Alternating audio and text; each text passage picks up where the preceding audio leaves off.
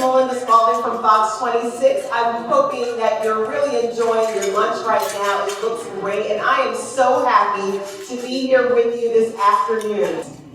Speaking of after school, this is where I put in my personal moment. So as I was leaving home this morning to get my children off to school, I have a kindergartner and a pre-K 3-er. I was thinking about our after school activities.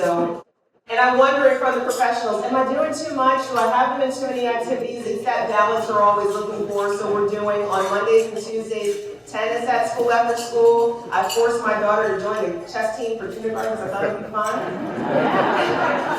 But she's actually having fun, so I thought this works. This reverse psychology. It'll be fun for you to learn chess. And they're doing a little theater thing. So I thought for October I might need to dial it back just a little bit. So please work with mothers like me who are overthinking it sometimes when it comes to after school play and learning. So we are here this afternoon to celebrate the efforts of people who work so hard to keep our kids safe, engaged, and learning between school and home. I am personally thankful for professionals like you who work with our children every day. We believe that strategic endeavors by the Houston community and its willingness to share with each other has helped make local services possible by turning supporters into advocates and changing the city of Houston into a major voice in the national conversation about out-of-school time. Now for our welcome. It is my pleasure and honor to call on Harris County Department of Education County School Superintendent James Holbert Jr. to give a few welcoming remarks. I said that is quite a title. I'm so glad I don't see it on the news every night.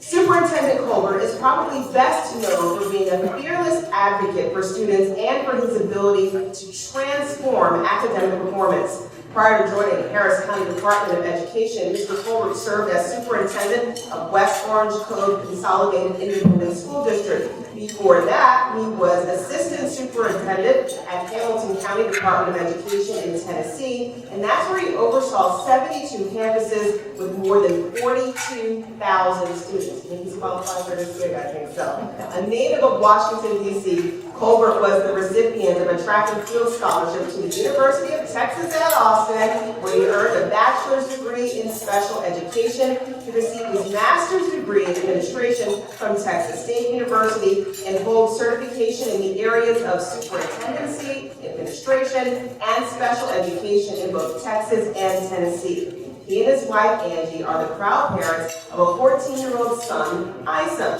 Mr. Colbert and his family have recently made Kingwood, Texas their home upon relocating to the Houston area. Ladies and gentlemen, please help me welcome County Superintendent James Colbert Jr. I want to welcome everybody to today's program and our conference, but I really want to talk about something on a personal note. You've heard a little bit about my introduction and my background. I actually grew up in the metropolitan area of Washington, D.C. I've had the opportunity to work for almost every type of school district that you can work for. Upon graduating from the University of Texas, I was a special ed teacher at Pflugerville ISD, which is just north of Austin. It's a suburban school district. A good example for Pflugerville is we didn't even remind students when the testing was. They just showed up and passed it. Parents, doctors, lawyers, realtors, businesses. I went from there and I became the principal of L.G. Pinkston High School, the pride of the West Side in West Dallas. L.G. Pinkston High School was 65% Hispanic, 35% Black. Métete la camisa, levántate los pantalones. Tuck your shirt, fold your pants. Probably 100% low socioeconomic status. Rough school. My first year I had 3 shootings. 1 I witnessed. The third year there were at least, I believe, about 3 murders within 50 yards of that school. I had 7 security guards, metal detectors at every entry point. We had 67 students who were pregnant or with child. 15 students had 2 children. I had 5 15-year-olds who are already pregnant. Difficult campus, very, very difficult. Then I went on to go to Chattanooga, Tennessee, which was a county school district. It was a hodgepodge of all types of schools. We had high schools with 130 kids in it, up to high schools with 2,000 students in it. We had bridge, we had core, we had middle class, but the more interesting thing about Chattanooga, Tennessee is 20,000 students went to private schools. Those were the upper middle class and upper class students. They didn't go to public schools. Only the middle class students and the poor kids went there. It was an issue of class. I went from Chattanooga, Tennessee to West Orange Cove CISD, which is outside of Beaumont.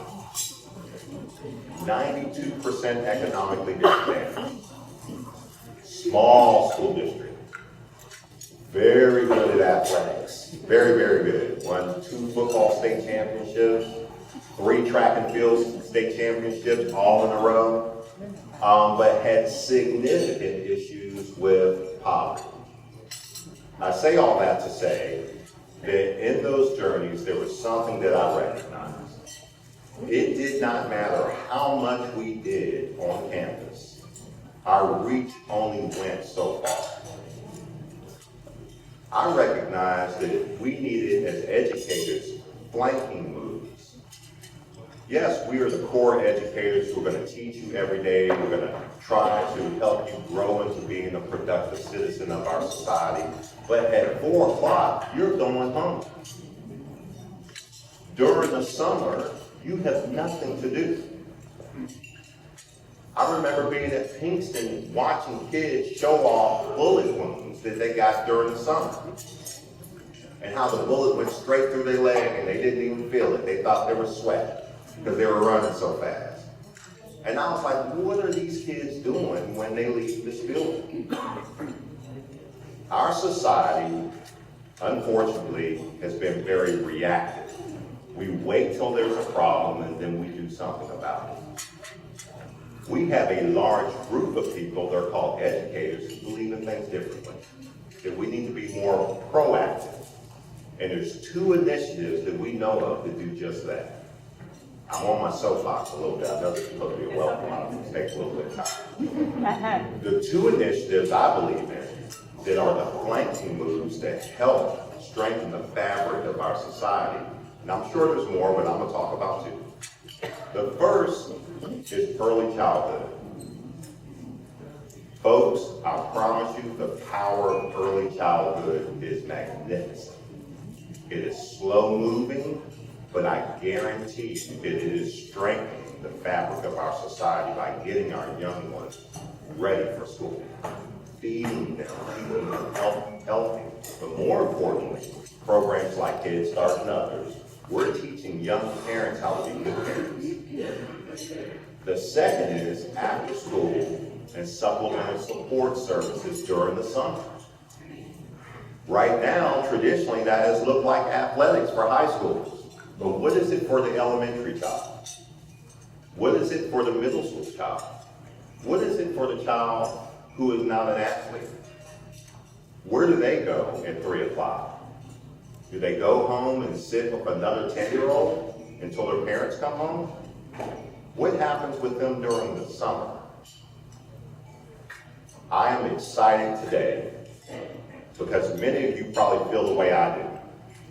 And it is powerful that we have a room filled with so many like-minded people who are trying to ensure that we, strengthen the future of our society through young people.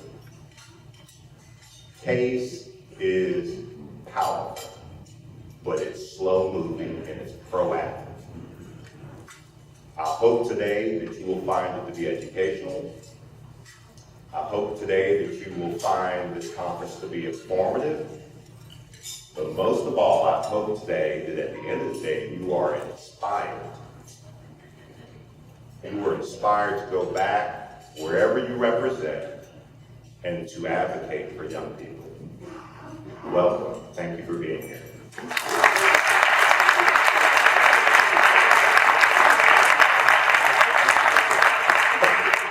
was a pretty powerful welcome. Yeah. Thank you, Mr. Colbert. As I was sitting there listening, I was thinking, wow, I'm just so grateful. I work odd hours. I work from 2 p.m. normally until about 10 or 11 p.m. Days like this, my day may start from 11. I'll go to 11 tonight. And, you know, we know the saying, it takes a village, right? And I am so grateful for the teachers and the after-school educators in my life who are with my children. So thank you all for all that you do every day. Our first speaker today will help set the stage by providing an update on the work of the Texas Partnership for Out-of-School Time, that's known as TextPost. TextPost works at the state level to garner support for our field and to ensure quality standards are available to practitioners across the state. This key organization is being led by a wonderfully passionate woman, Molly Clayton. Prior to her role as executive director at TextPost, she served as vice president of statewide initiatives for United Way of Texas, where she led grant-funded efforts in communities across the state to support college and career readiness, family financial stability, and long-term disaster recovery. Her background includes small business consulting and international exchange program management for youth and young adults, including working with the 4-H international exchange programs. Please join me now in welcoming Molly Clayton. Good afternoon. Good afternoon. Thank you so much for the opportunity to participate in this gathering of remarkable professionals dedicated to caring for our kids in the hours after school and in the summer. It is my privilege to serve as the executive director of the Texas Partnership for Out-of-School Time. And as Melinda mentioned, we are a statewide nonprofit network with a vision that every Texas youth should have the opportunity to participate in a high-quality expanded learning opportunity. TextPost was established in 2011 by a group of passionate advocates for after-school, including Dr. Carruthers. And Lisa invited me to be with you today to share an update on the statewide after-school policy landscape, as well as some thoughts on the challenges we face to collectively move the needle on helping all Texas youth reach their fullest potential. So first I'll start with the policy update. During the 2013 legislative session, TextPost worked with our partners across the state to support legislation which established a 13-member Expanded Learning Opportunities Council. The council is comprised by representatives of a wide range of sectors, including Dr. Bob Sanborn of Children at Risk here in Houston, and was appointed by Texas Education Agency Commissioner Williams last spring and met several times last year to develop their recommendations and a plan to make more after-school, summer, and expanded learning opportunities available for Texas youth. With technical assistance from TEA staff from an organization called Siegel, based in Austin, and from TextPost, the council's report was published and shared with the Texas governor and the legislature last fall. You can find links to the report on the TEA and TextPost websites, but basically, it called for the establishment of an Expanded Learning Opportunities Initiative, which would include a competitive grant program, training and technical assistance, statewide collaboration, and program evaluation and ongoing assessment. Our work at the Capitol this past session focused on advocating for state funding to support the council's recommendations. If successful, we would have joined the other 11 states that have a dedicated state funding stream for after-school and summer programs. Our colleagues in California have $550 million in state funds dedicated for after-school. Hawaii just secured $1 million, and even little Rhode Island has $250,000. Although the budget rider we worked on was ultimately unsuccessful, we've made remarkable strides in bringing the need for more resources for quality programming to the attention of Texas legislators. Blended funding is one way that we can ensure a sustainable system of support for high-quality learning opportunities for youth. TextPost and our partners, we are already hard at work preparing for the 2017 session, and we continue to support the work of the ELO Council as it prepares its next report due November of next year. Our work at the Capitol is just one piece of the statewide system building that we do. We also work on statewide and local partnerships and promote increased quality in out-of-school time programs. Those of you in the field know all too well what it takes to roll up your sleeves and do this work day to day. The challenges we face along the way and the rewards in seeing the youth do well and their families and communities thrive. TextPost has been engaged in statewide system building work for 4 years, and we are continually learning how to maximize our opportunities to achieve our mission with limited resources, just as you all do every day. 3 of the lessons we're learning is that building strong statewide and local systems supporting after school is incredibly important. It is hard, and finally, it requires equal parts adaptation and innovation. The system building work that CASE and other local stakeholders here in Houston are engaged in is absolutely critical for sustainable, long-term solutions to our society's problems. In an ideal world, all students and families would have access to convenient, high-quality, after-school and summer programs that provide fun and engaging academic, social, emotional, and physical development opportunities. In that perfect world, youth program providers would have all of the tools and financial resources needed to ensure that each youth is served in a safe environment, program staff are well qualified, and families are engaged in the learning process. Elected officials and funders would have the data that they need to make informed, strategic decisions on how to best shape public policy and make effective investments. Unfortunately, this is not yet that world. A systemic approach marshaling resources, data, partners, and policies toward the shared goal of successful students and families is the best way to maximize our investments of time, talent, and treasure. Federal dollars currently outpace state investments in after school by 12 to 1. Texas has almost $300 million a year in federal funding streams serving Texas students and after-school programs with little coordination or communication between the agencies involved to ensure that program quality, measuring impact, or identifying, much less addressing, gaps in services. We have federal dollars left on the table each year as we work to expand access and awareness and remove barriers to after-school and summer meals. There are over $23 million per year in state funds for which after-school or summer programming is an allowable use, but no dedicated competitive funding yet for the hours between 3 to 6 p.m. when juvenile crime is most prevalent, and during the summer when access to youth development opportunities depends heavily on whether a family can afford to travel or send a kid to camp. As long as Texas has students dropping out of school and not pursuing their fullest potential in college or the workforce, we have work to do. We must bring every resource to bear from the K-12 education system, higher education, corporate partners, funders, and out-of-school time professionals in this room to make sure that students get the academic, social, emotional, and physical development opportunities they need to thrive. Direct service providers and after-school and summer programs in schools, community organizations, and other program sites, you are the boots on the ground working every single day to improve opportunities and outcomes for kids and their families. Your noble work involves changing lives on a daily basis. However, investing our energy solely in direct services is not a long-term solution. We have to work together, engaging key leaders and officials in a comprehensive strategy to ensure policies are in place which will improve the quality of direct services and provide resources for scaling successful programs. The second lesson we are learning is that system building is hard. We are working in a complex space with multiple stakeholders at every level, all of whom have a unique perspective and motivation for engaging in this work.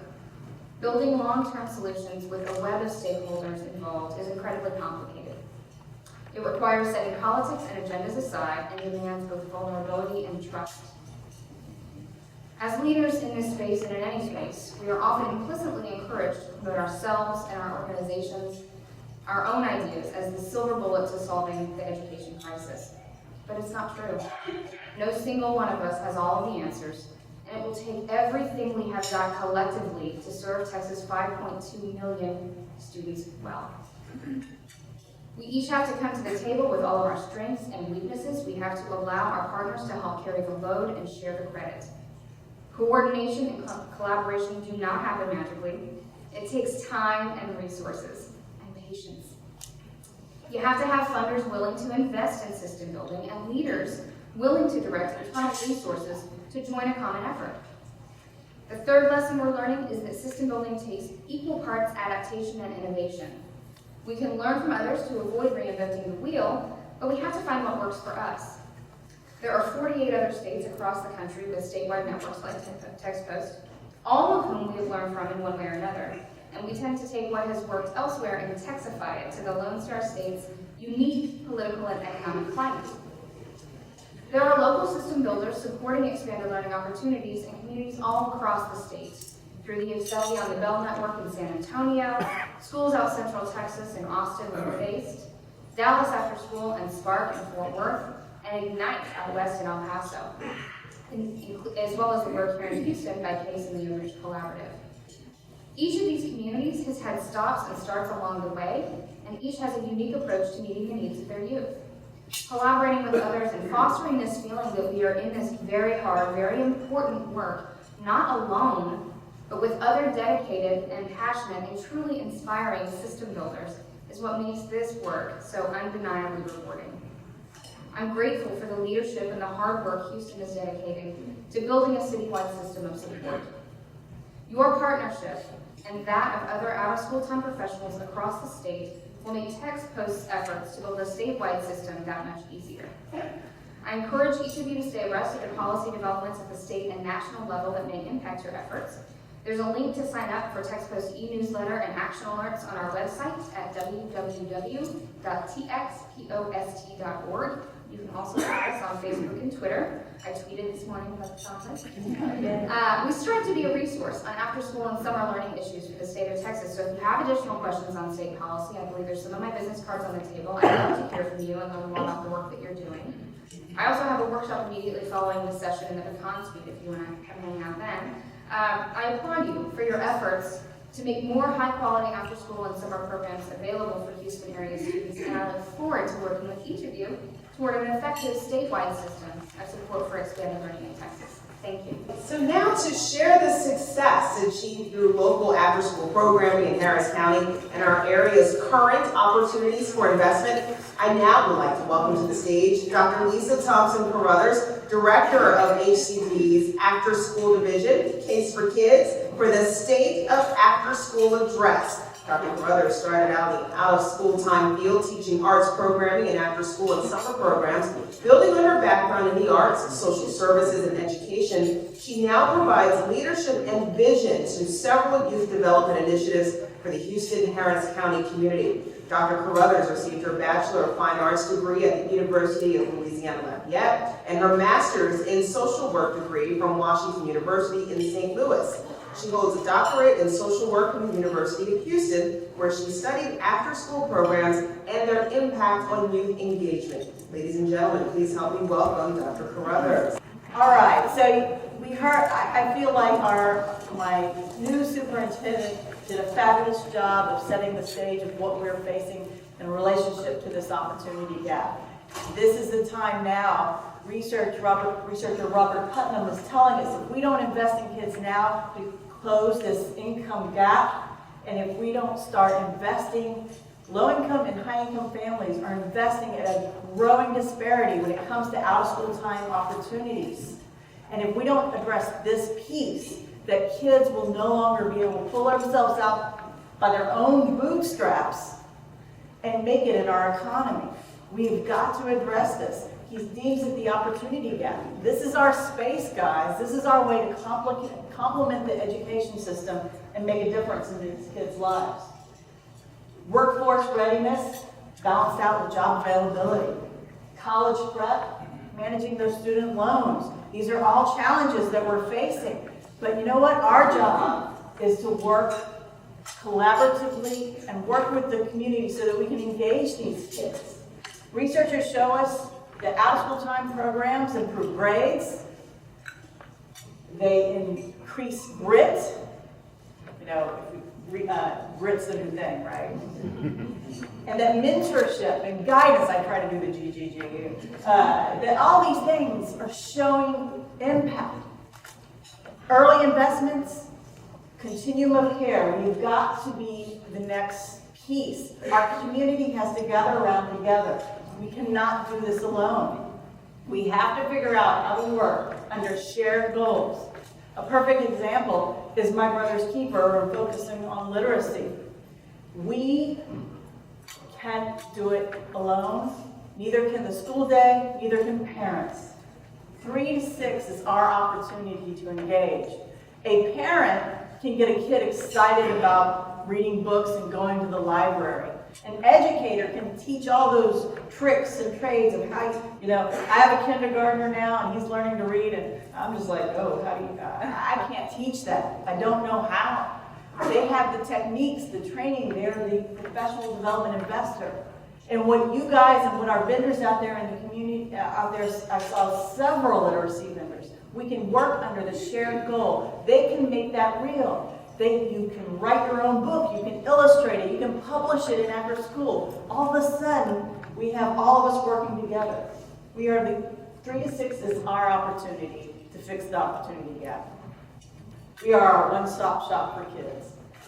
I always call Harris County Department of Education a one-stop shop. So while I appreciate Mr. Colbert's highlighting of our early education, we have adult ed, we have professional development training, we have so many resources. We are the one-stop shop for the community and the school districts in our Harris County boundaries. But you guys are the one-stop shop for our kids and our parents.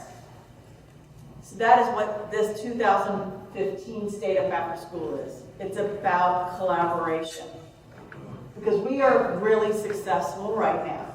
You heard Trina talk about this morning that we were going to serve 15,000 kids this year from our agency alone. That doesn't even count. We're probably only those numbers make up maybe a quarter of who's in the room. Then add your numbers. This is huge. This is huge, but there are still way too many gaps. Our city has come on board and decided it's going to invest in after school. But those projects are limited by regional boundaries of the city of Houston. We have 21st century programs that were at Chavez High is a perfect example in Houston ISD. 5-year grant ends. What do? You have to bring in your community partners and collaborate, and they are still, their doors are still open at a smaller scale, but those kids have opened up businesses to earn money to run their own program. Older kids are key.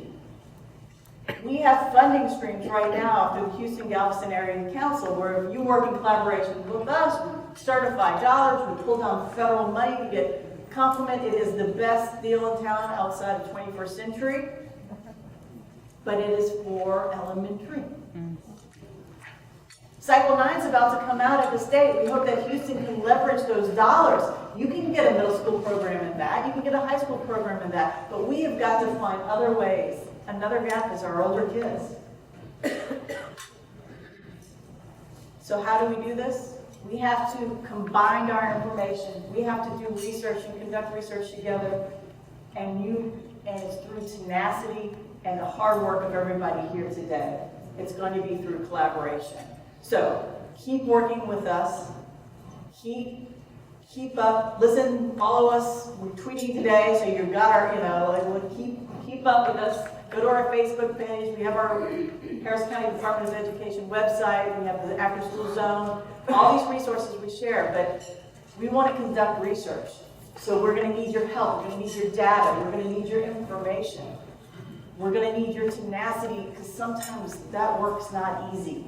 We need you shaking hands. You need to go to meetings with us in the community. This is how we got City of Houston funding. But we have a new mayor coming. We need to keep City of Houston funding.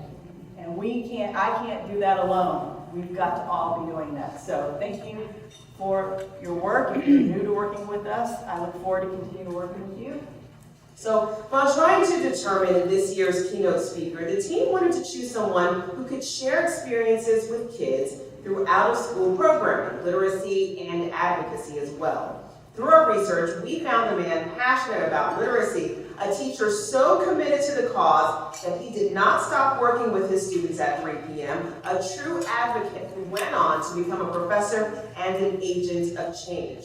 Dr. Eddie M. Connor Jr. is a resident of Detroit, Michigan, and grew up in Kingston, Jamaica. He earned a doctorate, and did I do that well? A doctorate in education, and serves as a graduate education professor at the prestigious Marygrove College. Dr. Connor is a best-selling author of 5 books and founder of Boys to Books, which provides mentorship to boys and young men via literacy, leadership, and life skills enrichment. while working alongside former Congressman Hanson Clark, Dr. Connor's efforts assisted in developing a resolution in the United States Congress, it's HR 721 if you'd like to look up that House resolution, to express that bolstering literacy among African American and Hispanic males is an urgent national priority. The Boys to Books program has been endorsed by the United States Congress, and Dr. Connor's development of HR 721 was the impetus for President Barack Obama's My Brother's Keeper initiative. Wow. Dr. Connor has garnered prestigious honors for his community activism and unique leadership ability, such as the Dr. Martin Luther King Jr. Humanitarian Award. Good afternoon, ladies and gentlemen. Come on, give yourselves a hand for being here. Everything's bigger in Texas. And so I really count it an honor and privilege to stand before you for, of course, this Case for Kids Out of School Time conference. And of course, to all the members and leaders of the Harris County Department of Education. It's great to be here, straight out of Detroit. And of course, I really have to honor and acknowledge all of these great individuals. Of course, our MC, Ms. Melinda Spalding, to Mr. James Colbert Jr., the county school superintendent, of course, Ms. Molly Claxton, as well as all of those who are in protocol, all those I don't know at all. It's great to see everybody today. I have to give deference and recognize really three dynamic ladies, three dynamic divas, the persons of Miss Renee Johnson, Miss Nakanji Turner, and of course, our very own Dr. Lisa Carruthers. Why don't you help me celebrate them? Of course, I appreciate them for the opportunity to be here today, as well as I thank them for their hospitality. And of course, you saw the video montage of some of the work that I'm doing in Detroit. Arnie Duncan would call our city ground zero for education, as well as for after-school programming. And so we're really trying to turn the tide and stem the tide of what is going on in our city, especially with the literacy being at 60% rate in the city of Detroit. But I'm so excited that we have mentors, leaders, motivators, directors who are encouraged to turn all those stumbling blocks into stepping stones. Frederick Douglass declared, he said, if we build strong boys, we won't have to repair broken adults. If we build strong boys, we won't have to repair broken men. If we build strong youth, we won't have to repair broken adults. According to the mayor of Houston, Texas, Mayor Anise Parker, she says low literacy is the root cause of almost all social issues, including crime rates, dropout rates, joblessness, homelessness, social injustice, as well as health equity issues. And for today, what I want to do is really empower you. I want to inspire you. I want to motivate you in the work that you're already doing to collaborate and to create greater change.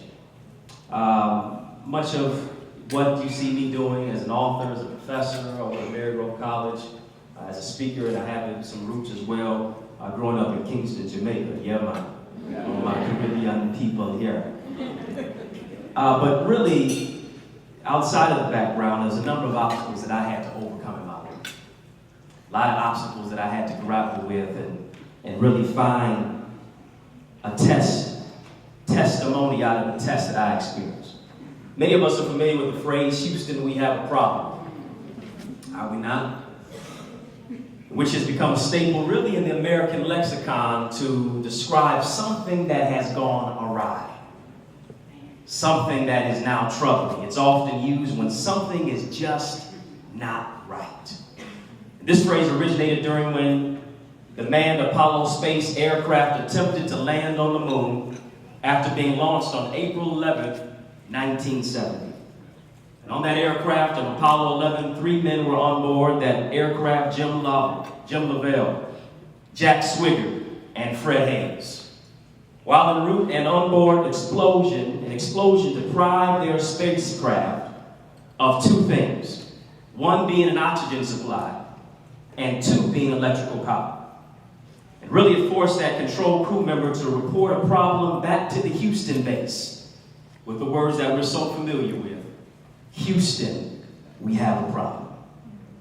NASA's flight controllers immediately aborted the moon landing as a result, which brought about a struggle, eventually getting the 3 men home safely. Fortunately, a lifeboat was their lifeline as they returned back to Earth. Ladies and gentlemen, how many of our youth are just like the Apollo 11 aircraft? They seek to go into orbit and succeed. They desire to achieve their dreams. They desire to become that doctor, that lawyer, that engineer. They desire to engineer their future, only to discover that they are void of some basic necessities. Basic access to opportunities. Living in impoverished neighborhoods and communities, lack of support, low-level reading skills, minimal education, and their dreams now, get this, have exploded into a nightmare. As a result, now they have to abort their dreams because maybe nobody was in their life to push them, to motivate them, to help them to persevere in spite of the peril that they're facing. Houston, we have a problem. When 66% of Latino children and 23% of black children are economically disadvantaged in Harris County. 52% of youth are at risk of dropping out in Harris County. But how will we solve the problem? How will we resolve this problem? I would suggest that I am an optimist, so I firmly attest to the fact that we are the leaders that we've been looking for. We are the supermen and the superwomen who can strategize, who can mobilize, who can organize to really stamp out illiteracy, to stamp out the high incarceration epidemic, to stamp out crime and poverty and unemployment. Houston, not only do we have a problem anymore, but Houston, we have a solution. Because the men and women that can change this community, that can change this county, are sitting right here in this room. I would that you would just do something for me today. I just want you to just lean over, just nudge somebody sitting next to you. Just tell them how much they owe you for allowing them to sit next to you. Come on, tell them you owe me $50. You owe me $100. Matter of fact, you owe me another round of tea. Coffee, you owe me some of that baked stuffed chicken. The reason I say that is because you're sitting next to a gift. You're sitting next to somebody who's been through hell and high water. You're sitting next to somebody who's had to overcome some obstacles. And because of what they've overcome, they can now help somebody else, some other young person, to overcome the obstacles that they face. I believe that the Harris County Department of Education and Case for Kids is a lifeboat and a lifeline that gives young people direction to their dreams when their communities have exploded, when their households have exploded in terror, when maybe they're from the east side of Detroit like I am, which is faced with a lot of blight and negativity, to where 95% of many of those households are single-parent, mother-led. They can now, you all can now help somebody to still go into orbit and soar beyond what they have been facing. Tavis Smiley suggested, and he put it this way, he says, young people are like Kodak film. All they need is development and exposure. And oftentimes what we have to do is be developed and exposed to opportunities in the dark room of our circumstances, in the dark room of our situation, and really develop and turn the negative into a positive. And so, because of it, in the year of 2011, I've been a teacher for the last 10 years at University High School in Ferndale, right outside Detroit. And I worked on my master's degree over at Maryville College, where I'm now serving as a professor in reading and literacy. And oftentimes when I'd be in the classroom, I taught health, taught history, taught civics, many of those subjects, teaching on the collegiate level, social justice, literacy advocacy. Oftentimes when young men would open up a book, guess what? Their eyes were closed. They get some of the best sleep when they open up a book. I'm telling you, just knocked out all day. And I began, as I was working on my program, I saw that culturally relevant literature is so important. It would use CRP, and really CRP is CPR for many of our young people, because culturally relevant pedagogy, Culturally relevant literature is where our young people see their lives reflected in what they read. Walter D. Myers, the late Walter D. Myers, writer of over 100 novels, says this. He says, books transmit values. If I'm not in the book, what does that say about my value? Come on. Come on. And so when we expose young people to who they are with rich literature, with self-esteem, with empowerment, with encouragement, and inspire them to say, guess what? You can learn something out of this book. You can learn something from a Tupac Shakur, who said, be the rose that grows through the concrete. And so in 2011, I began to say, guess what? I got to spend my time connecting with our young men outside of just 8 to 3. Because they're going back into a cesspool of negativity. They're going back into a cesspool of community. We tell them to stay out of the streets. We tell them to pull their pants up. We tell them, pull your grades up. And I guarantee you, if you pull up a young man's self-esteem, if you pull up some young person's character, their pants will be no problem. When you pull them up from the inside and empower them and expose them to greater things outside of just rapping on the microphone, bouncing a basketball, trying to be Jeezy, Weezy, Yeezy, and Jay-Z. All right, y'all don't know none of them. But guess what? You better get to know them because they influence our young people. They influence how they think. Many of our young people would rather not, they'd rather listen to Nicki Minaj and Beyonce than work on their history and their chemistry. But we have to develop a chemistry of a collaboration and a connection with our young people. So I've got a few slides today. I developed a program, Boys to Books, which has become nationally recognized in 2011, and I studied the whole aspect of illiteracy and incarceration being so interconnected. And I come from the standpoint that we got to do more than push our young men. We got to push our young men out of prison into Princeton.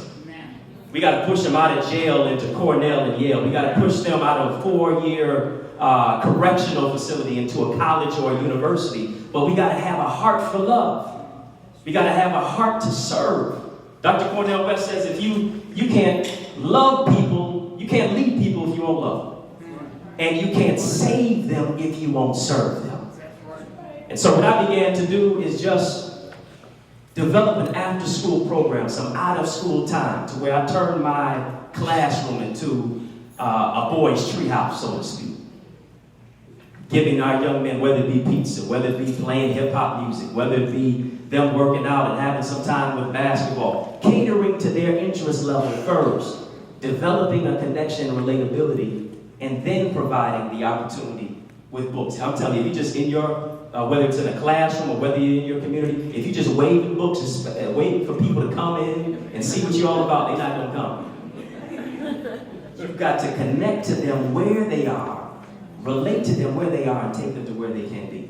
And so really I came from the whole aspect of, yes, I want to improve our young men's reading skills, but I've got to connect not just literacy, but I've got to connect it to life skills enrichment and leadership development, to where our young men see their greatness. I tell our young men all the time that there's a king inside of you. You've got to give birth to who you are on the inside, and you've got to understand that there is a difference between a male and a man. Just because you're born male doesn't make you a man.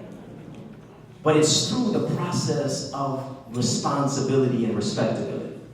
And so the goal of the project was, of course, to engage African American males, and many of my young males now are Latino, Hispanic young males who are also in the program. One thing I wanted to do was, of course, stimulate their love for reading, address the 60% of literacy rate, but also stamp out much of the school to not just prison pipeline, but preschool to prison pipeline. And so first I just wanted just to empower young men 13 to 17. When I really began to get into the meat and potatoes of the whole thing and to find out the new Jim Crow by Michelle Alexander, The Conspiracy to Destroy Black Boys by Dr. Jawanza Kajufu, you've got to reach younger.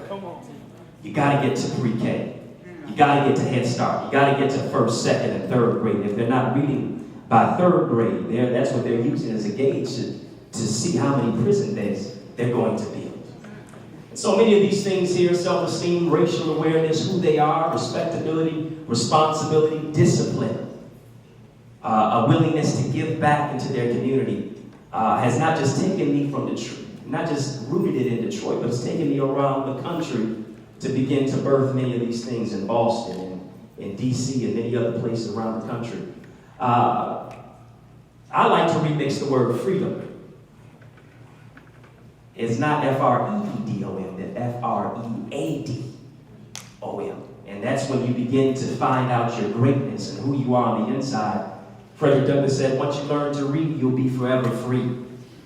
Working on this program and empowering many of our young men, literacy, leadership, life skill development, career goals, professionalism. What does it mean to write a resume? How do you apply for a job? And you'll notice on many of these applications, none of them says there's never a checkbox for quitting. There's never a checkbox for giving up. There's never a checkbox for throwing in the towel. So in spite of ethnicity, racial, demographic, and makeup, our young men still can soar to new heights. After working in Congress, I worked in Congress as an assistant to former Congressman Hanson Clark.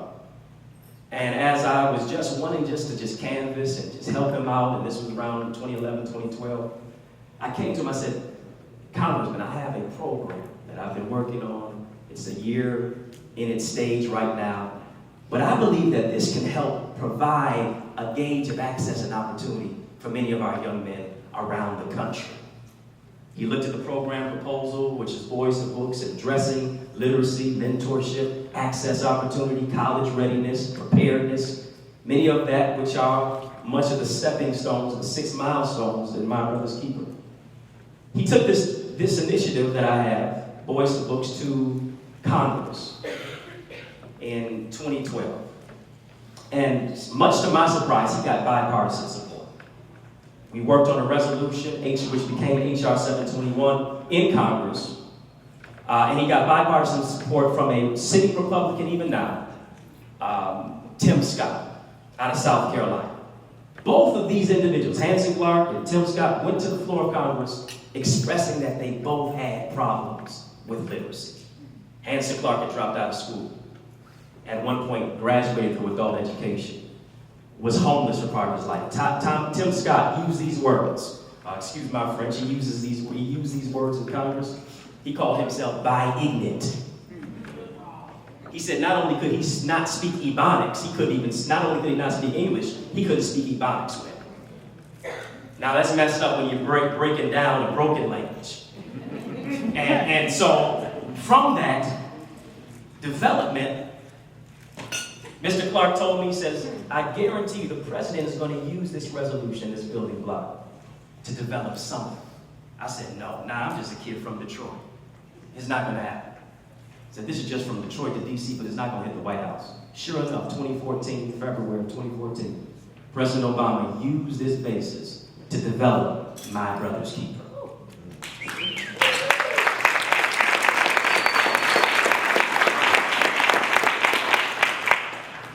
And it goes to the place I just wanted to help one young person. I just wanted to give back to my community and help lift the city of Detroit to the next level. And the things that you're doing now to empower other people to move to a place of greatness is creating opportunity not just for you, but for them too. To where they can now soar to new heights and move their life to the next level. Of course, you can check out the resolution. It's H.R. 721. It's online. It's everywhere. That you can check it out to see how that has been used to bolster literacy amongst chiefly African American and Hispanic young males. Much of what I've been doing, and we had My Brother's Keeper kickoff in Detroit just about 2 days ago, really addressing much of those 6 milestones, getting a healthy start and entering school by being ready to learn, reading at grade level by 3rd grade, so on and so on, college career readiness. And this is really just being a place to connect much of our cities, our towns, and our community centers by calling on our mayors to stand behind this initiative to provide opportunities and access for many of our young people. Much of the MBK implementation is what I've already suggested, and really it's about getting our young people to read by 3rd grade. Quite very, very significant and important. Much of what I was saying earlier today, Houston, we have a problem. You can see here, it suggests that black youth are 2.5 times more likely to be in poverty than white youth. And there's a connection that I was even talking to Mr. Colbert about socioeconomic status and how that is a connector and an indicator also of poor performance in school, leading to a cesspool of negativity in the communities. But we see how it's very high here in the city of Houston. 50% of Houston's youth, ages 10 to 24, are Hispanic, 25% are black. You've got to engage that demographic. Black males seven times more likely to have encounters with law enforcement than white males. We know about that. Many of these things as well are coming from my brother's keeper. Black males twice as likely to be suspended from school for serious offenses than whites. What we want to do in the city of Detroit as well, and I believe it could be a connector here in Houston, as to how to cut the suspension rate, which is oftentimes that connector for prison pipeline. You know, there's an aphorism that suggests if you have sight but no vision, you're still blind. And really, what it takes here is master mentors, master facilitators, master teachers, master program directors have to have 3D vision. And that 3D vision has to be this. It has to be dignity. It has to be also diversity. And then there also has to be a place for dreams. And when we can light the cauldron of our young people to recognize not just what is wrong with them, but what is right with them. We can see their Aristotelian deduction. We can see their syllogistic reasoning. We can see the gift that's on the inside of them. We can see that they are a red box and a gold bow, that they are a gift to the world. How do we help them to unpackage it? We can't unpackage it until we know and recognize who we are. This African proverb that suggests the two most important dates in your life are, number one, the day that you were born, but secondly, the day you realize why you were born. And the why is the indicator for your purpose, for your value, for who you are, for the greatness that you have that is on the inside of you. A few more things that I'd like to suggest, and I'd like to do this with you. My good friend, he's a CEO of the Black Male Engagement Organization that I'm a part of. His name is Travian Shoulders. Has an example, and I'll practice exercise with you. Just look at the person that's sitting next to you. I know we're not in church, but I just want you to do this. I know I don't need you to high five your neighbor, but just look at the person sitting next to you, and I want you to take about 5 to 10 seconds to just look at them, and as you're looking at them, I want you to think about everything that's wrong with them. On your mark, get set, go. All right, y'all can stop. Y'all can stop. Y'all can stop, for real. I don't want them to kick me up out of here. Somebody said, I need a little bit more time. I found something. As I get ready to wrap up, one thing here is that oftentimes we look at what is wrong with our young people versus what is right with them.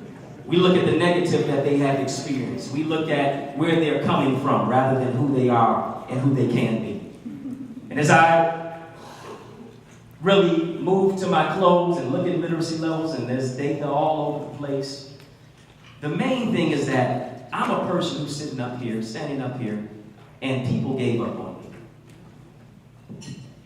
I'm a person who people threw in the towel and forgot about and left for dead and said I'd never be anything. If we had on these monitors the color purple, I'd tell you just like Celie that all my life I had to fight. Because at the age of 15, I was dealt one of my greatest blows and challenges in life. At the age of 15, I was experiencing a number of different chest pains. And I was a sophomore in high school. My own biological father was not even in my life. Growing up in a single-parent divorce household, single-parent mother-led. And I was diagnosed after experiencing these chest pains with a disease called NHL. I thought it was National Hockey League. I said, I'm the youngest owner of a National Hockey League team. But I was diagnosed with non-Hodgkin's lymphoma. Not 1, not 2, not 3, but 4. Stage 4 cancer. At the age of 15. People gave up on me. My own biological father never visited me one day in the hospital. People didn't think that I was going to make it.